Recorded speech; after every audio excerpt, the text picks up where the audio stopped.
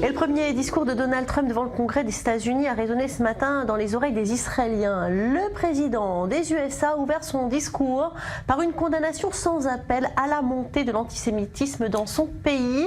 On écoute tout de suite Donald Trump.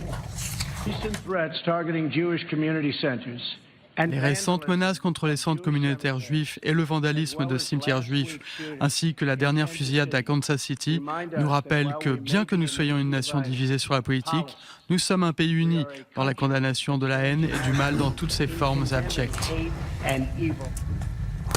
Alors, Maurice Yverian, qu'est-ce qui a surpris ici en Israël? Est-ce que c'est plus le fond? Est-ce que c'est plus la forme? On a vu en effet un président hors norme qui s'est montré très consensuel avec Israël. C'est les deux, Valérie, le fond et la forme. D'abord sur la forme, le premier discours du nouveau président des États-Unis, Donald Trump, devant le Congrès, c'est-à-dire les deux chambres, il ouvre ce discours par une condamnation très ferme de la montée de l'antisémitisme aux États-Unis. Ça, pour les Israéliens, c'est quelque chose qui compte. Deuxième chose, sur le fond, il s'est montré très dur sur cette montée, cette vague d'antisémitisme, affirmant que son pays ne pouvait accepter de telles choses.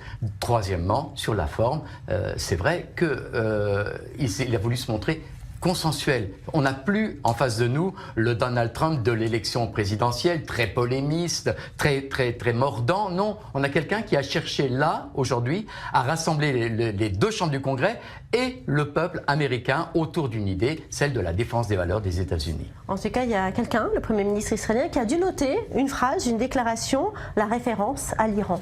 Oui, parce que Donald Trump ne s'est pas contenté de condamner l'antisémitisme, il a aussi rappelé qu'il y avait un ennemi dans la région, que cet ennemi, c'était toujours l'Iran, ce qui a fait plaisir à Benjamin Netanyahou, qui a lutté pendant des années sur ce dossier, et qu'il ne laisserait pas l'Iran menacer son allié stratégique Israël. Il a dit qu'il y a là une alliance indestructible, et là encore, ça a dû faire plaisir au Premier ministre israélien qui a toujours travaillé dans ce sens pour renforcer l'alliance stratégique avec les États-Unis. Il y a quelque chose de nouveau, ce n'est pas le discours qu'on a entendu pendant 8 ans, c'est quelque chose de différent, consensuel et moins polémique.